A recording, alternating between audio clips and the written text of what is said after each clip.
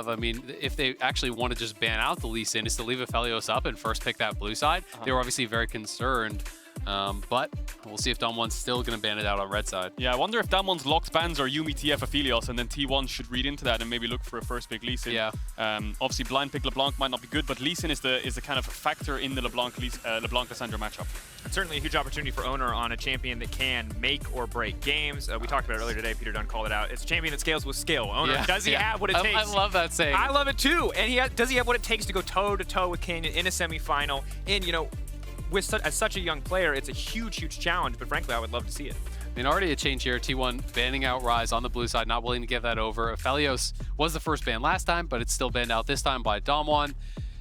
Obviously, second round, Damwon did ban out the Jinx, but if you're willing to first rotation something, if you think that's a high enough priority pick. Is T1 going to ban away Syndra here? Because then you're looking at LeBlanc as kind of like the highest prio mid, but then Lee Sin is possibly up too. Or are they going to ban away the Graves? Okay, Jarvan ban away. To deny maybe they're Jarvan going to take Kennen, Lee Sin, or take away the Jarvan into your mobile carries, right? Yeah, you're looking at LeBlanc, Lee Sin here, or maybe even MF for first pick. I mean, I kind of like the idea of going towards the Lee Sin first. You ban out the J4 as another aggressive early jungler. If they take LeBlanc, you can take Syndra. If you take Syndra, they can take LeBlanc, etc. And look for that really powerful mid-jungle duo. I think this makes a lot of sense based on what we were talking about. T1 now will have an avenue to be aggressive and to really be the ones dictating the pace. Yeah, and they can force a lot topside here. If that Graves gets locked in from Damwon, they can look for Kennen Lissandra here and just go full team fight. Lee Sin, Kennen, Lissandra would be great here. Of course, the Graves can be a flex, but then they'd have to pick Jace on 3, then they're playing Graves Jace into your top side. Lissandra Kennen here would be fantastic for T1. And frankly, T1 just going to be playing an entirely different comp. They have already locked in Lissandra, but now so many tools to get things started. So much AoE with Lissandra and a potential multi-man Lee Sin kick. Picking up the supportive AD carry for themselves, saying we don't need Gumayusi to play that hyper carry. We're happy to have him take a step back. And frankly, from what we saw in the Jhin in Game 1 in the hands of Ghost, seems to be very powerful. Yeah, Ghost has been doing really well on the pick. Obviously has a world skin on it, not bad at it. It's usually a hint.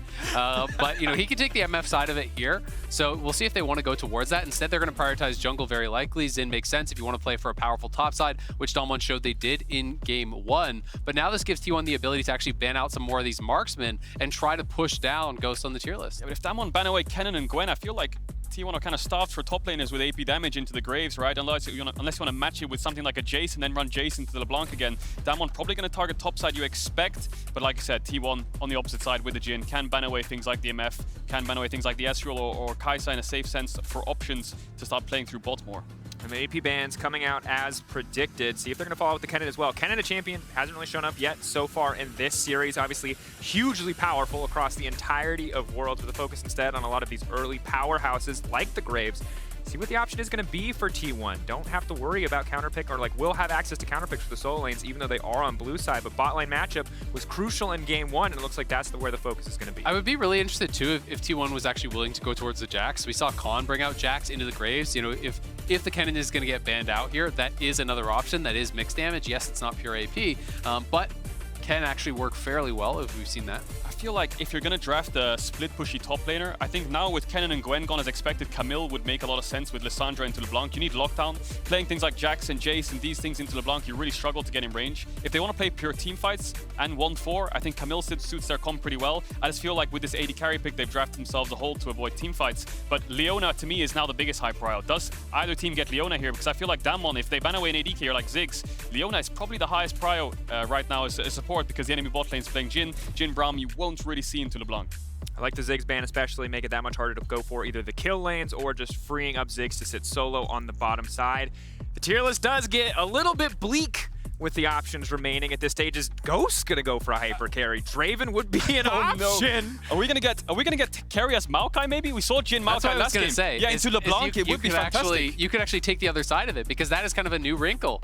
The Draven's locked in. Okay, let's go. Ghost was popping off in game number 1, and now he's got to have a good game, because if you don't have a good game on Draven, you have an awful game on Draven. Absolutely, and Draven with the changes to his ultimate has looked strong in this tournament, but rarely in professional play do we see players who are confident enough to pick the Draven on stage. Even more, trying to pick up that axe against a Jhin, against Lissandra, it's going to be a tough task for Ghost. He popped off in game 1. Can he do it again? It's so interesting, because if T1 go Leona, they know that Beryl could still just answer with with the Maokai, which actually seemed like a pretty good interaction. Oh, that's a Yasuo locked in! Oh, that's a Yasuo locked in! and Rakan! Hey, wait, is that Yasuo Lee Sin top side into Graves? Is this going to be Yasuo top, or is it going to be like Lissandra top? Flexing Lissandra top. I saw Kana so playing Yasuo yesterday in solo queue. Now, I will say he was running it a tiny bit, but he got camped. But he was playing Yasuo yesterday. Yeah, he was playing it yesterday. So I think this is Yasuo into Graves. First, we saw the Maokai into Leona matchup, and now we're seeing Yasuo into Graves. Alistar going to come through. 4-barrel makes sense into things like Jhin Rakan, but Lee Sin Yasuo has good kill pressure. The only worry I have for them is this double AD into Graves. Is it Lissandra top? That's what I was thinking, is they might actually be doing that to have the AP into it, and Faker could play it mid, but they're going to swap, and they still have time. Sense. Yeah, this does make more sense, so especially because you want to have Lissandra matching into LeBlanc. Yeah, we were worried for T1's top lane, you know, with Kennen down, Gwen down, they're blind picking Graves. Are you going to play Jace? But no, they're going to play Yasuo, and this was prepared from the get-go. And while this is not a do-or-die matchup, T1 are still down a game in this series. This is high pressure for a Yasuo top lane. And this is not by any means an easy competition to play against. This is crazy, actually. Game 2 here. Both these teams clearly coming with a lot prepared. We get the Maokai support in Game 1. Game 2, we're getting not only the Ghost Draven, but you're getting Kana on Yasuo. These very explosive Feast or Famine style champions. After Game 1, Game 1 we called Feast or Famine. That was nothing. Those guys were eating good no matter what compared to this. It is all or nothing here in this game. Yeah, and you've got Ghost picking Draven into Gumayushi, and then you've got Kana picking Yasuo into his idol of Khan, who he's looked up to and is fighting for him for a spot in the finals. He is willing to pull out the Yasuo Lee Sin into Graves. This is going to be a bloodbath on both sides, both side lanes. Mid jungle, I think, is the focus then. The gauntlet has been thrown down, no doubt, as we get into Game 2. Will the student become the master here? Can Kana just take down Khan? Graves so powerful, so oppressive. Yasuo a champion, though, that when he gets going, never stops. And I wonder if Yasuo has the TP. He does in the end. So Fleet Footwork, TP, Resolve second, Doran Shield. So maybe not as much action as we'd hoped for in the first few levels, of course, just sustaining up and will get pushed in by the Graves. But something you can play towards at level 6 with really good lockup from the Lee Sin. And we needed something to lock to the LeBlanc down. That's what T1 was looking for. We thought they'd pick Camille, but a Lee Sin kick or any knock-up from Rakan for a Yasuo to stun her up and get the kill is something that will help them. It's also worth mentioning, Windwall later in the game is going to have so much value against double marksman. When you're playing against a Graves plus the Draven, there's really, really high value with that Windwall there. I'm going to be so interested to see how mid lane is going, though, because we did actually see the same matchup from Faker and Chovy, and Chovy definitely was getting the pressure in those early levels. You know, this is more about more of an answer to LeBlanc and not necessarily a counter to LeBlanc, and you will still expect Faker to lose the early lane, and I just want to see how heavily weighted it is towards Showmaker. No matter how exciting the bottom side of the map was, we do have to pull attention back to our featured matchup presented by Mercedes-Benz. Showmaker versus Faker again. This time, Faker with the counter matchup. Faker the one who has the tools to answer. Yes, it's not the flashiest pick, but his teammates have got him backed up with flashy picks plenty. Kana didn't spot the late invade. Canyon and Kana walking up to the blue buff. They're going to get this for free. Kana actually ran away the second Damwon's top jungle walked in. So now it's almost like a split map situation. The problem is T1 doesn't know it's happening. So Owner will path top, you expect, but then after this red Krugs Raptors pathing, he'll realize his blue is gone. Yeah, and Draven as well as the Alistar, Barrel Ghost, they faked the leash. They actually went up to the blue buff. They came down through River. So they enter the lane from there, you know, really saying, hey, he's over here. He's over here, guys. He's clearing bot to top, but it's not the case, and Canyon's going to take away multiple camps, and this could be a disaster scenario. If your bot side's getting pushed in, you go towards top, all your camps are gone, it gets really, really rough for Owner. Barrel and Ghost not just playing for the bot lane, playing for the Oscar as well. Gumushi and Kerio see how they fight back on this one. Halo Blade's Draven is just very, very oppressive in trades if he's able to land a few of those axes. That said, Gumushi might not just give him the space to do so, as Canyon already moving across, looking to take his own camps, will get spotted crucially as he enters the jungle here, so they will have that info. And that's very important now, because Owner will see Canyon took away his blue, and now he's question mark pinging, did he take my blue? He has bot push and he has mid push. Owner could have just ran straight to the enemy blue right now, level 3 decent and contested, but he's opted out of it. Maybe he's scared of some early top play and wants to make sure the Yasuo is safe. Xin Zhao is very good into getting early ganks onto Yasuo. But if he doesn't go invade the blue side now, he's just going to be so far behind, right? You're going to be giving away so many camps, and Dom1 will have full knowledge of where you are, so he has to go now. They're pinging towards it. T1's bot side with the push are looking to invade, get the vision down, and Owner's going to come over here, and they're going to have to try to play, split map, which makes it very difficult for Arcana because now you're playing this kind of high risk, high reward melee champion in Yasuo, but your jungler's not on your side of the map. Yeah, and Canyon's probably going to do Krugs into top grab and maybe look for an early top dive. Really good lockdown. Well, they're going to go from mid. Xin Zhao. They want to dive Showmaker. Faker can flash W here, yeah. and Keria could follow with flash W himself. If it Faker misses... backing off, flash forward, that's a W, instant follow-up. Showmaker now running. Is going to try to outplay this one, but first blood dropping for T1. An excellent start in the mid lane. Yeah, T1 proactive once again. First blood, second game in a row. And that does go on to Owner, looking a lot more confident. Owner, a very kind of aggressive player, feast or famine playstyle in the LCK. Once he's ahead, he knows how to play from ahead and he's very comfortable. We saw on the Poppy, his first gank towards bot in game 1. He fell behind, he died, and from there it felt like Owner really wasn't in the game, but this time around gets himself a kill, and Showmaker... Still going to connect the chains here. Owner stopping the recall there just in case Faker gets collapsed on. Yeah, so Owner doesn't end up actually taking away any of Canyon's camps whatsoever. So, Canyon is going to kind of catch back up here. I will say, Faker should have flashed in earlier before the minions got there because then you can actually follow up on the queue. When they went in this late, Owner has to ward hop in, then try to get in range. It's actually very difficult for him to actually close the gap. And then as an additional cost, he had to spend his flash to get out of the tower range because he didn't have his safeguard available since he needed to use that to enter. So it could have been a little bit cleaner, but a really nice aggressive play. Yeah, they still got the playoff, which is really important. And now Owner is slightly ahead of Canyon. You've got this jungle matchup of Owner, who was on T1 Academy in 2020 when Canyon was winning Worlds. And Canyon is notoriously the best jungler over the last 2 years versus Owner in his debut year at Worlds. And I think overall, Canyon is a player that we always have our eye on, especially after the Lee Sin performance in the last game, because when you think back to players that have won multiple titles, it's Bank. It's Faker's third summoner spell, the guy who was the supportive player to help out and support Faker. On the opposite side for Canyon, this is a man who has carried tournaments single-handedly, carried games single-handedly, a very different style, looking to cement himself in the same way that Bengi has been cemented in League history. Absolutely. I mean, Bengi is the only jungler to have multiple World Championship titles. Canyon is on the hunt for his second. He's looking, to really put himself into that conversation for a best jungler in history, and I do think he is getting there. If they win this year, I do think you have at least got to consider him up among those greats. Definitely have, and Canyon, of course, has base picked up first kind of component for his item build, and he's going to go through his second respawn camps. We saw him on the Krugs earlier. Luckily for Owner, this Gromp that he will pick up is a level 2 Gromp, right? So yes, he lost out on camps early, but the second respawn will help him out and get him to level 5, you expect. And then both junglers, once they hit level 6, with Lissandra level 6, LeBlanc moving around the map top side, you have to guess is the focus for both these teams. And looking down towards the bottom side of the map, I'm just wondering how Gumayusi and Keria get out of this lane. Now the Barrel has made it to level 3, much more kill pressure. Ghost sitting very comfortably, keeping that pressure up on the bottom side. At some point that has to break. At some point somebody has to recall. See where the pressure goes for now is Owner on the top side, just looking to cover Arcana for now. Only level 5 here. Canyon Con surely more than enough damage to lock up the Yasuo, but always a risky prospect to dive against the wind wall. Yeah, I think it would be a really risky dive, especially because he is full health right now, has been spotted, but can at least threaten this, and they want to try to potentially zone him off. They don't have TP from Showmaker, so I think it's just going to be get the vision, play towards topside scuttle. Showmaker is moving from mid, though, which is going to make you pretty nervous as Kana. Yeah, Kana hasn't based yet. He still has TP. We'll have to base and pick up Boots' first item, tier 2 Boots, Berserker Greaves, you imagine, and then play towards the top side. I think a big thing that hurt T1 in game 1 was they moved towards the Herald, they watched it die, and then they backed off. And I think having that early Herald just sets the tempo of the map, and that's something you need when you're playing Lee Sin, Yasuo, Lissandra to start snowballing the game. And you can see T1 was paying the respect to that possible dive. As soon as Showmaker actually was missing, Owner's camps are respawning on bot side, but he went top to just make sure that he was close enough to respond to any potential dive if that were to come in. It did not, so he covers the play, he moves back towards his second red buff. He's going to clear down towards bot side, and we'll see if either team wants to move towards an early dragon or if it's just going to be all about the Herald setup. And game 1, a little bit more aggressive, 4 kills, I believe, around the 10-minute mark. This time around, just 1 kill at 7 minutes. See what else is going to go through. Certainly a lot of setup on both sides to make these kills happen. Faker, though, with a bit more reliable point-and-click CC. Keria approaching level 6. See where the focus is going to be. Herald, you already brought it up, I feel like is naturally where we expect, especially T1 to go. But Dom1 Kia have tools to fight back. That said, if you take a risk against a Yasuo when he gets ahead in this game, it's going to make it so much harder.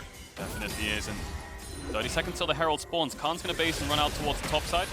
will cancel it in the end, and Owner's trying to get level 6 as fast as possible. Lee Sin, Lissandra, level 6 is so powerful into LeBlanc. This Lissandra-LeBlanc matchup, whoever has Lee Sin kind of wins out on the 2v2s because of the lockdown you have and the CC setup for the burst to take LeBlanc down. And you can see both supports have been hovering around mid for so long. Gumayusi actually dropping bot waves this time around, and being on the Herald play first will give Ghost some room to breathe, and he will be able to get some plates for himself and get himself ahead. But T1 probably just going to get this Herald and try to force this top tier one. Yeah, it looks like it will be the inverse, but this time we actually do see Ghost is starting to cheat up into the river, but going back down now, so he's not going to move. And I think it will just be a free T1 Herald. We'll see how much they're going to be able to get off of this. I mean, if you go up towards topside, as you're saying, you start to get Kana ahead. Lee Sin is now 6. That can be a really frightening duo. Looks like Gumayusi will just run back bot, has the tier 2 boots, but again, you will bleed plates and experience. You can see Ghost is level 6. The good thing for T1 is mid lane has been a great place to unlock so far, right? Faker's got the assist, he has really good setup, and mid tower's already at 4 platings, but it looks like actually they're going to a 1-3-1, 8 minutes in, match Faker bot, wait for his TP to come up, and then have their bot lane in mid. And I like the adaptive lane assignments, frankly, because Ghost is getting scarier and scarier. Remember that execution will come through on the ultimate based on how many stacks he has. And this man has just been sitting in lane, farming and picking up stacks. So going in 1v1 as a Jhin is a risky prospect. And Herald's going to get you 2 plates, right? But Ghost already got 2 plates of gold isolated just for himself. He also got ahead in farm, he got ahead in experience. Kana up here by himself on this top side. Beryl will be spotted by the ward as he moves up, so now you can expect Owner to move up here and try to cover, and nothing really should come of this. Khan very comfortable in this matchup, honestly. Quick drawing away from the empowered Q. Very massive, but a wind wall coming out. Owner waiting in the darkness. The setup for the play is here. It will be a 3v3. Faker actually pushed out bot and moved towards mid. Ghost ulted bot wave to push in as well. He's going to run mid too, so it's a lot of tension here in the top side river, trying to force Damwon out. T1R, and Damwon's looking for some kind of dive onto Kana. They will get this top crab, and they're trying to maintain top side vision. Dragon is up, so both teams could just pivot towards the bot side and get that for themselves. But it's just a trade-off of waves and tempo right now in each lane. Taking the time, Gumayusi just trying to push this wave out as quickly as possible so he can recall. Ninja Tabby's coming out, respecting the triple AD threat on the opposite side, knows that he may get caught out and be in trouble if he does not have that item. Of course, in the meantime, just keeping our eyes on items across the board. No one completing anything major, no massive advantages for either side. 200 gold, the only thing in favor of Damwon Kia. Will be balanced out when the Herald is finally used, but that is a ticking clock for T1. They need to find that pressure on the map so they can set it up. This game is going to open with a click of a finger. One huge team fight is going to make it so the game swings in either way, right? You've got T1 with really good hard engage with the Lee Sin kick into Yasuo into Lissandra. If they can get a kill, then they can start to move forwards with the Lissandra passive and get resets and get more kills for the entire team. But if Ghost gets a kill and gets a reset and gets his gold on his passive, then Damwon are just going to snowball so far ahead. So it's so much tension on the top side to see who can crack open the base first. About 230 stacks for the Draven, so if you're at 230 health or less, you will be executed by the Whirling Death. Damwon have 3 here, and T1 does have Owner, but that might give them a false sense of security. Khan now stepping forward, Owner off to the side, flash out. Denying, Owner taking his time, T1 moving in, trying to roaming. lock up Khan. There's Kana going in. Lissandra in the midst of everything. 1 kill can reset the entire fight. Keep your eyes on the frozen thralls as they start to come out. That's 1. Finding it. Now the Ghost of Xin Zhao moving forward, looking to slow them down, looking to break them as Kana is popping off, looking for the 3rd stack on the Q. Can he find it? Can he find the knockback from Beryl? The turn. Owner getting dropped. Showmaker finding the kill. Damwon Kia standing strong in the skirmish. Faker staying around a little bit too long. Showmaker now backing off. It is neck and neck in this battle, but at the end of the day, it is only a 1-for-1. It started so good for T1 there. It looked like they were going to be able to clean up multiple kills, but the team fighting of Damwon so clean. Showmaker, can he actually stop this base from Kana? Keeping in, distortion there. Buying as much time as possible. Ghost in the meantime still pressuring on bottom side, pushing those waves under tower. And it just ends in a 1-for-1. So much happened in that fight. So many great mechanical execution plays from both sides. Faker just about missed his flash W to get the final kill to make it a 2-for-1, so they can maybe look for a Herald play top. But it was all contest on top side. If T1 was able to win that fight, that's top tower dead. If Damwon was able to win that fight, then they can start to snowball the game through top side. Owner is just going to drop it mid.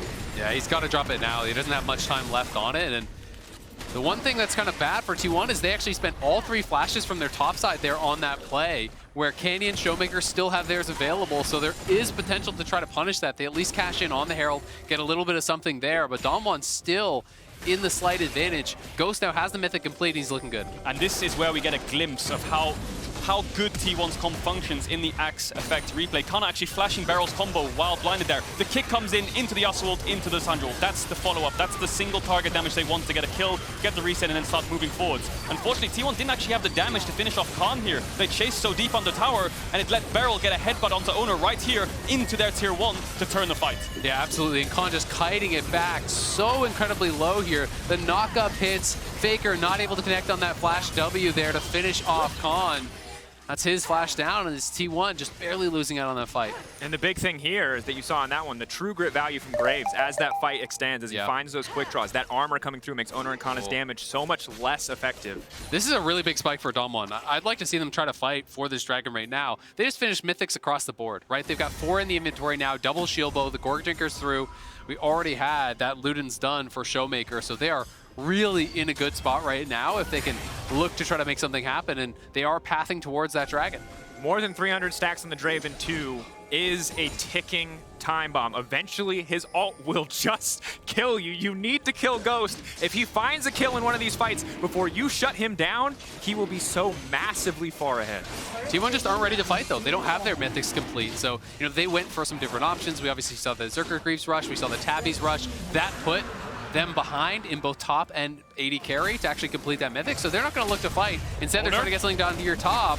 Over the wall, smoke screen comes out, makes it hard for Owner to follow up. Could have gone for the kick to try to set up Kana, but doesn't want to take it. In the meantime, they're just denying away from Khan. Yeah, I think the smoke screen stopped him from being able to wall jump forward there as Gumayushi dodges away from Canyon's W there. Faker has TP to respond to any play that kicks off, so Showmaker actually, only with boots tier 1, has to just push in mid waves as quick as he can and move to either side if T1 want to force something. T1 tried to cross map there, they saw Dragon died, maybe they can make a pick onto Khan. Unfortunately, they could not in the end, so the map's in a stable position right now, and it's going into a 1-3-1 here for both teams.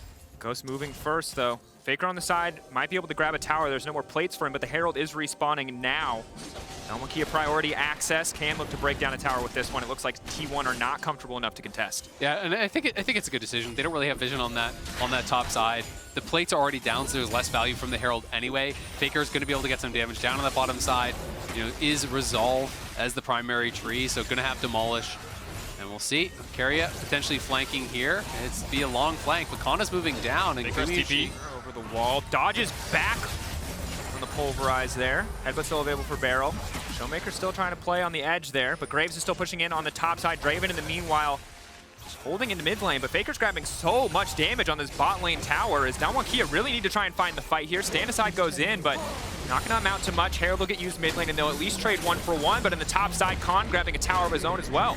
Will they get this? Faker's basing and he has TP. There's a ward behind them on the right side there next to the tier 1. T1 could look to pull the trigger here if Damwon overstep. The important thing here is T1 is catching top waves and getting a bot tier 1, whereas Showmaker is just standing in mid with the rest of his team and fell behind in experience there. Level 10 to level 11 of Faker. It's actually so nice to see how these teams are playing. It does feel like an evolution from the LCK finals where, we saw last game T1 willing to actually trade bot side for Herald. Again, this game making a smart trade bot side for Herald, not just completely opting into every 5v5 there.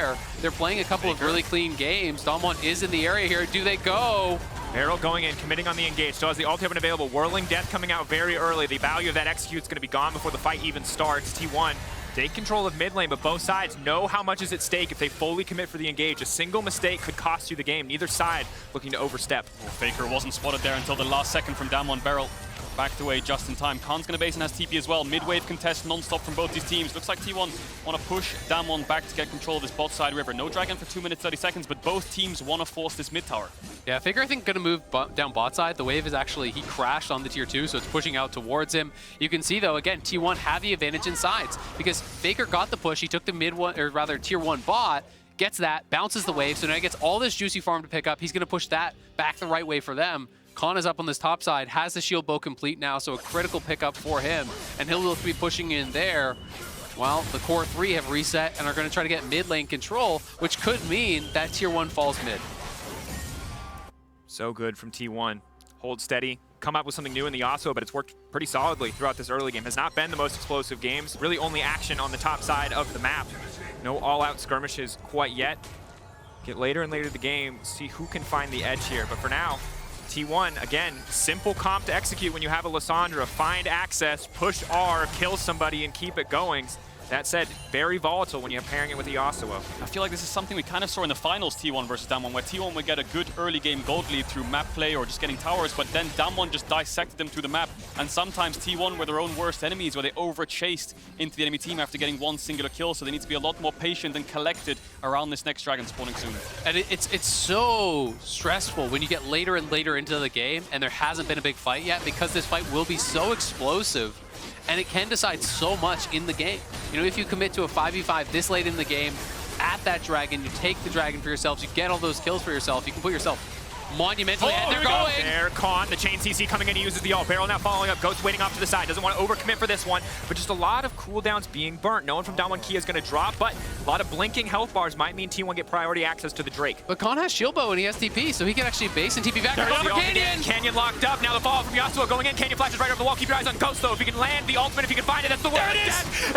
800 gold for Ghost as he finally finds the kill he was looking for. T1 looked for the pick onto Canyon, but Kana used the wind wall way too early, so he couldn't defend Keria. Now T1 are facing a 4v5 situation without an ultimate on Faker or Kana. It's only Owner and Gumayushi with it, but Damwon are low, and Beryl looks like he wants to back off. TP coming in here from Faker. They still have control around the river, but Showmaker's looking for it. Back over the wall. Q does not connect. T1 trying to take control of mid lane, knowing that this will give them priority access to the Drake. 5 seconds on the spawn. Ultimates are down, but it feels more impactful for T1 to be missing those. No Lissandra, no kick, no Yasuo ult is such a big deal. They will take that mid lane tier 1. They get mid control. They'll go down towards this dragon, likely be able to grab that for themselves. But it just felt like a little bit of split decisions from T1 in those looks where they were going for the pick. They committed the Lissandra ult onto Khan, then they didn't actually have that when they tried to go all in for Canyon, so they didn't quite have enough on either side. You know, you want to try to use all those abilities together, utilizing the Yasuo ult, the Lissandra ult, all these to kind of stack and layer and make sure you get that first kill, so you get those frozen thralls out from Lissandra and can begin to run over the fight. Yeah, you're completely right, Azale. It's T1 who can dictate the fights, right? Damwon, the only real engage they have is an Alistar if he can flash combo into Gumayushi, and then maybe some kind of chains from Showmaker or a Q3 from Canyon. So Damwon have to wait for T1 to commit and then turn as they do it. If T1 don't commit completely on the same target and in kind of harmony, then Damwon can turn quite easily. Beryl can stop the backline from getting close, and then we see it right there. And double marksman in an extended fight is so difficult to deal with. The Graves, the Draven are going to have incredible value. You need to get that first kill as T1. When you commit your ultis, you need the reward. And in this case, they do try to go all in here for Canyon, but as I said, there's no Lissandra ult. They don't actually have that, so the lockdown is not long enough. The wind wall was spent early, as you called out, Kadril, and then there's just not the defense onto Keria. The execute comes through. That is 1,150 gold off of one kill, and that is Ghost now in a position to carry back-to-back games potentially. Yeah, and the wind wall is what bails you out of these fights as T1. When you overcommit, you pop the wind wall to stop them from being able to damage you while you're committing to that one target. Similarly, though, Canyon, with his ultimate, able to mitigate so much of the follow-up damage that's coming from Jhin, but I think it's good that we highlight Ghost, because again, incredible game 1 on the Jhin, more of a utility carry. Yeah, this time, it's the Draven, and he's already popping off again. Very quiet in the early game while he farms stacks, but, you know, cashed him in the end, and that's all that matters. This was not a player that we expected to be laser-focused on. We expected this matchup to be all about top side, unless Gumayushi was given something like the Aphelios. Instead, Ghost really making a name for himself in this one.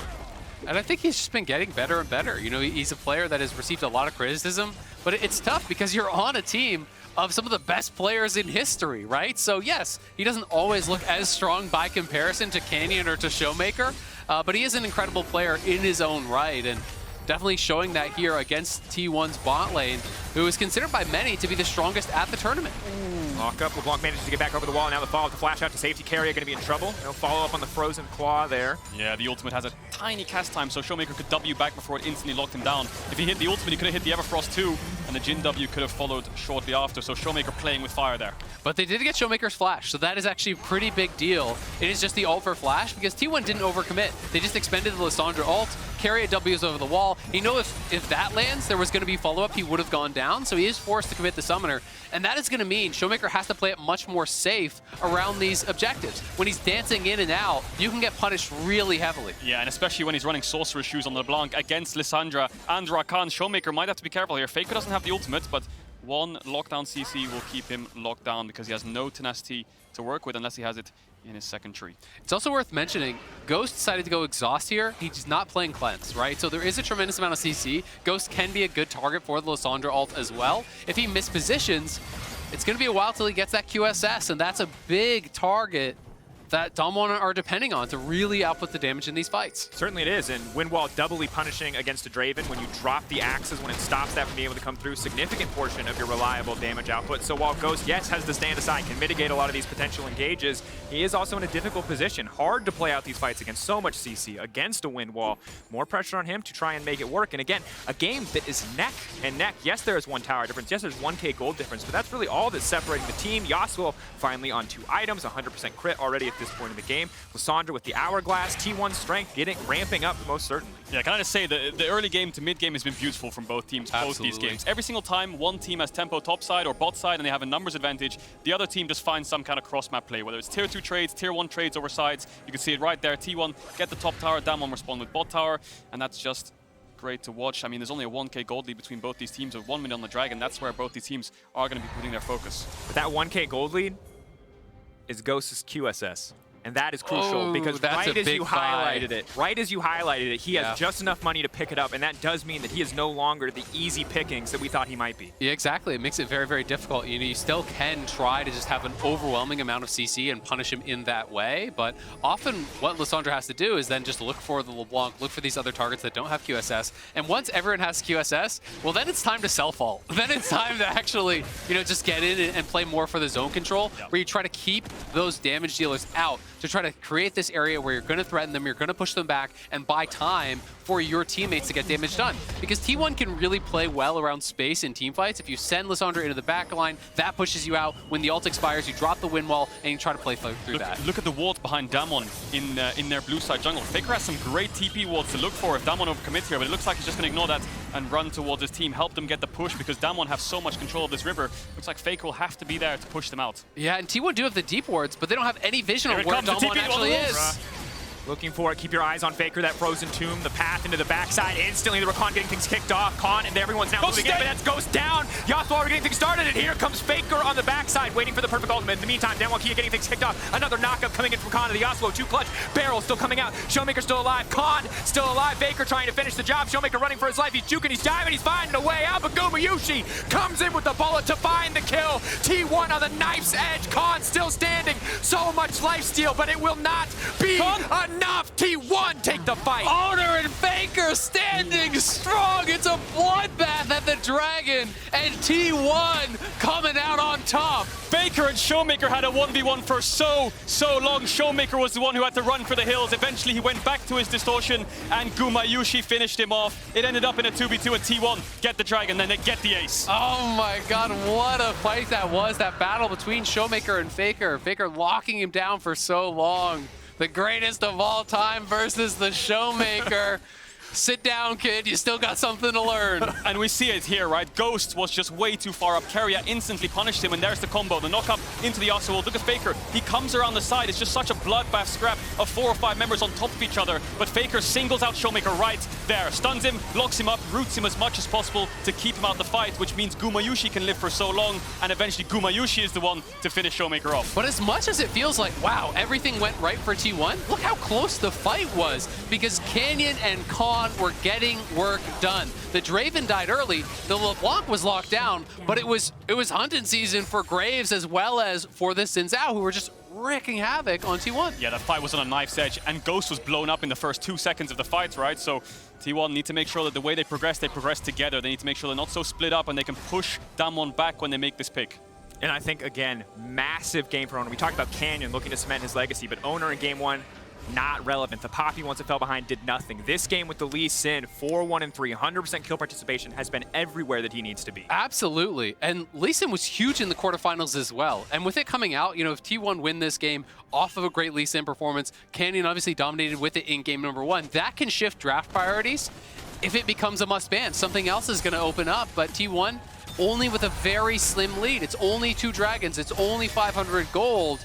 And if Ghost doesn't get caught out like that, the fights could still look pretty rough here for T1. Contest over mid-wave once again. Khan is pushing bot. Khan has a lot of damage right now. So yes, you can lock down Ghost, but he has both Summoners up and the QSS, and Khan, if he's untouched, will just melt through T1. No real frontline to stand in his way. Mid-contest coming in once again. Both teams just want to push in this mid-wave and contest either side of the river with Baron being up.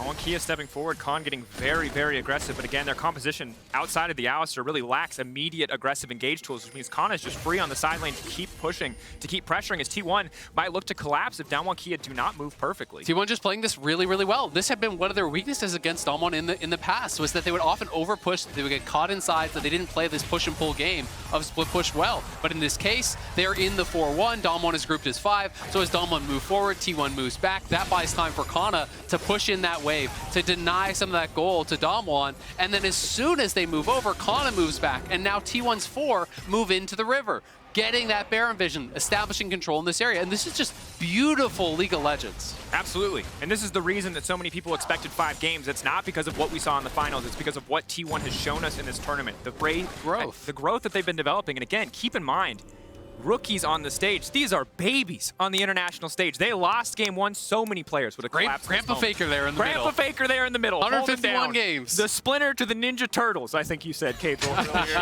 He's holding it together, and I think it is important to have that voice behind you because obviously so much more experience on the side of Damwon Kia. T1 holding their own in this game too is massive.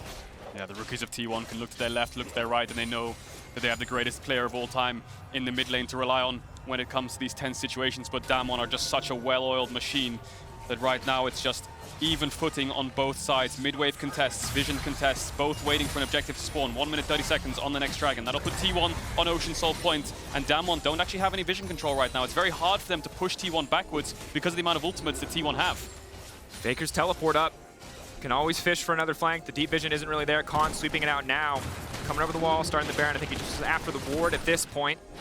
Just going to look to leave, and this one go right back over with the quick draw. But again, the pressure rising. A single play could turn this game against T1. They have all the tools to start a fight on their terms, but if they pick a single bad fight, this Graves, this Draven, this little Blanc will pick them to pieces. And you know the Baron take is so easy for Damwon off of a one fight because you have that double marksman.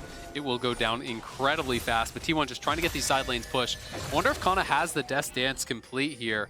I'm assuming that's what he's going to go for, and he does have it. That's a very big buy against what is an overwhelmingly physical damage comp here from Damwon. But so much of these fights is really just down to execution for T1 because they don't have tankiness in their characters. They have tankiness from their mitigation, from their abilities, right? From the zone control created by the Lissandra, from the wind wall used by the Yasuo, from the CC that they put out. If you are not on point with those, you can get blown up instantaneously by this Damwon comp. Yeah, and Damwon aren't even going to opt into this dragon, it looks like. Unless Showmaker wants to push this top wave and TP down towards the dragon.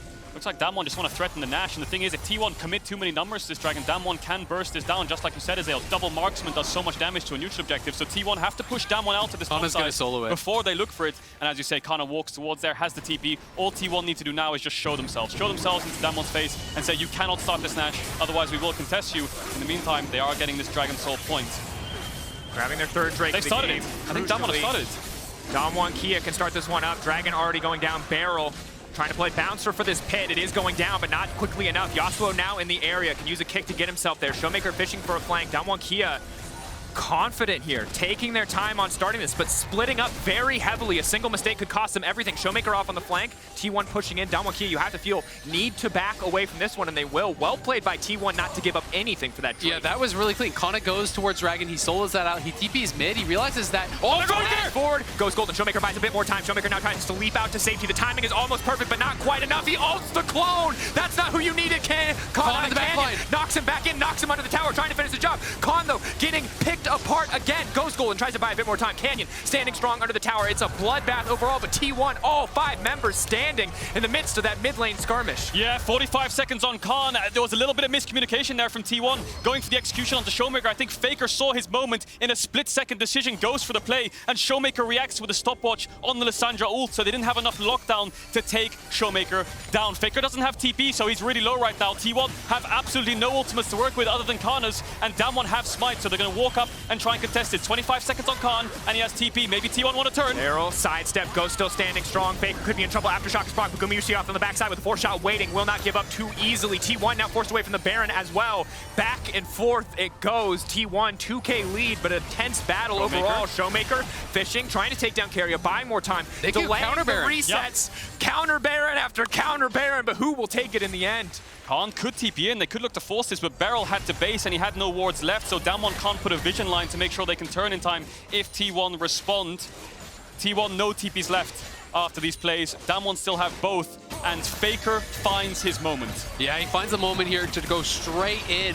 Very quick stopwatch, though, on the ultimate cast, so it can't come through. And then the kick, I just think Kana wasn't actually expecting it, so the ultimate was late. That's the communication you're talking about. The ultimate comes out, only actually catching that clone, and then it's a bloodbath as Kana's in the backline trying to duel against Gumayusi and Keria. He uses his stopwatch as well. But I have to say, another fight where Ghost really can't do much. Khan's committing to try and buy time for the backline, but Ghost really can't find his way into the fight because there's so much zone control. And even a fight like that, where T1 is kind of under your tier 3 in a way, and they used 2 ultimates on a clone, they still came out on top. So Ghost needs to find his way into these fights. He has these 3 items complete, he has a lot of damage, and Showmaker just picked up a Zhonya's to negate that ultimate once again from Faker, you expect. And again, as Ayo called it out earlier, but I think we have to say it again, the Death Dance here is such a crucial buy, because even when Canyon knocked him under the tower, there's no magic damage coming in. Kana was able to live for so long, despite not being a tanky champion by any means, but between a shield bow and a Death Stance, very hard to lock up. Now he's got a stopwatch as well. He can take aggressive ult and try to find aggressive picks. And Owner's itemization compared to Canyon's is becoming a really big deal here because he has the full GA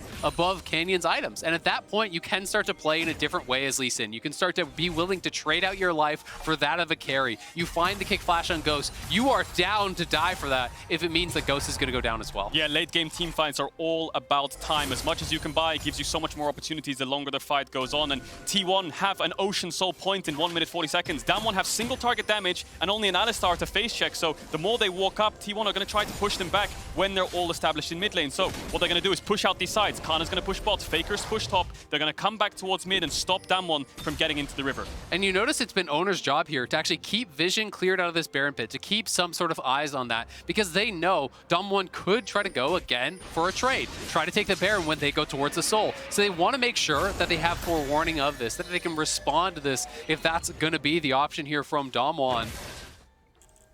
And so far, a wild series. 35 minutes in, still very close. T1 very clearly in control with the Dragon lead, but only 2K separating them. And again, we now have 80 carries and junglers trading all-star performances. Game 1, it was Canyon and Ghost all the time here. Owner and Gumayusi both doing some work here.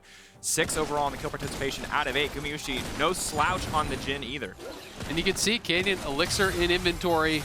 That tells you you're feeling this could be the fight that decides the game. Owner and as well. Very likely it will be, yeah. Both players trying to maximize their power for this fight, trying to get their buys in, pick up enough pinks, because they know this could decide it. Yeah, Showmaker has a pot 2. Faker just finished Rabadon's. This next fight will decide the game. 30 seconds on the Ocean Soul. T1 have 2 options. Do we stop Damwon coming into bot side river, or do we just run towards top side, and as they go towards Drake, just trade a Baron for it, right? They have 2 winning plays here that Damwon have to shut down, and the only way they can do it is getting vision and pushing T1 back, but it looks like T1 are standing their ground.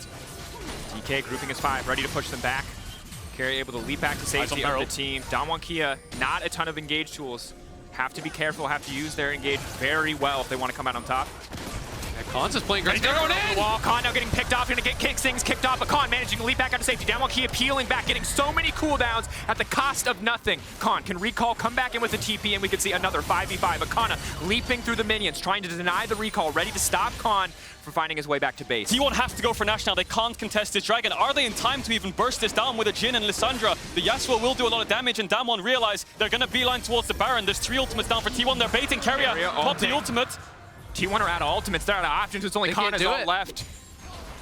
They wanted to try to look for the turn. They didn't actually decide to commit to it, so Damwon do come out on top. They do spend the flashes, they do spend the ultis, but they walk away with the Dragon here, and now they are onto the Baron here. They're trying to force T1 into this difficult position. Yeah, Gumayusi and Keria just based as well, and Damwon have so much damage for this Baron. It looks like they can get this if they want to. Faker has the ultimate up. Kana's going to TP top. T1 have to contest this, but they have no vision. Keria's on the way. 6K. Getting lower and lower. Could all come down to a single Lee Sin kick, a single smite. Faker over the wall. 16. Owner! It's massive. Faker off to the backside. Keep your eyes on that one. They find the reset. That's going to be 1. Frozen Thralls now coming out. Damwon Kia getting routed in the river, but Canyon still standing strong for a moment. No. Double, triple for Gumayusi. Follow-up kill. A smite steal from Owner. The rookies on T1 are making their mark at World. Showmaker wants to make a play, but not today. Sit down, Showmaker. This is T1's time. Owner, the 18-year-old jungler, steals the Baron from Canyon alongside Faker to clean up Damwon. 5 kills to none, and T1 are going to take game 2. What a way to end it. The confidence from the rookies here. Owner, young players like him being able to get in there, steal the Baron to bring out this Yasuo comp here for T1 for Kana as well. An incredible punch back here from T1. We're all tied up. And if you cast your mind back to the T1 Gen G series in playoffs, Gen G were the ones who took game 1, and then T1 were the ones who came back in the next 3 games to make it a 3-1. Game 1's not their comfort zone. It looks like game 2 and game 3 is when they start to feel it. T1 certainly ramping it up, and Lee Sin went from a pick you can't give to a Canyon to a pick you can't give to either jungler. At the end of the day, the coordination from T1, again, rookie lineup, so incredible. These are guys who hadn't even decided on their starting 5 until we got into Worlds. It's an incredible feat. It's absolutely amazing, and I just think that the draft coming to Game 3 is going to be so interesting. It feels like with the rising in priority of Lee Sin, that could change things up. That could open up some other picks potentially. The Yasuo is a wrinkle we didn't expect. Leona's value almost feels like it has gone down because of the showing of the Maokai. It seemed like a good answer, so there's a lot of things for these guys to consider in this next about 20 minutes that they have. Oh yeah, I expect Damwon to go back towards the blue side and maybe look to prioritize something like the TF, the Lee Sin again.